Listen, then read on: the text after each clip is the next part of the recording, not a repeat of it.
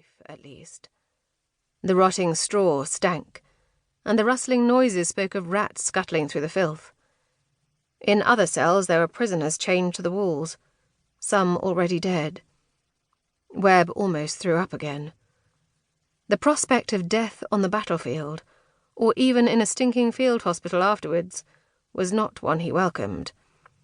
But it was a fact of life soldiers were resigned to. Slowly rotting away here in this fetid darkness was a far more hellish fate. He released as many prisoners as he could, striking their rusting chains from the walls with the butt of his musket. Most were natives, but in the dim light he could just make out one or two paler faces. Europeans, he supposed. But this was only supposition until the last cell, where one dead body and one only just living prisoner still had enough uniform on them to be identified as British soldiers. "Jesus Christ," he swore, rolling over the one still alive. He struck the ends of the chains off the wall and picked the man up, ignoring the faint groan that interrupted the rasping breathing. He wasn't heavy, although a man that tall should have weighed twice as much. Webb staggered back up the corridor, stumbling and almost dropping his burden as the wound in his thigh shot pain up his leg. He was concentrating too hard on negotiating the steps to hear the footsteps behind him. The first, and last, he knew of something wrong, was a fierce pain in his back and the taste of blood in his mouth. Chapter 1. Portsmouth, November 1799. The masts and rigging of the ships along the dock were black against the clouds, the gradual change of the sky from dark to pale grey the only sign that dawn had arrived. A sharp wind blowing off the land brought spatters of rain that soaked into cloaks and overcoats. It also brought land smells, a mix of coal and wood smoke, and a faint whiff of rotting fish and seaweed from the jetties. Thankfully it was just rain in the air, not the sleet that might be expected at this time of year. "Major?" Matthew Southam turned from watching the Amethyr's deckhands start to unload the cargo. "Lieutenant Fanton?" "Looking forward to dry land?" "It will be good to see England again," Matthew said. "Good to see the countryside, perhaps, and it would be good to get off this ship. As for the rest—" "And land that doesn't move? And family?"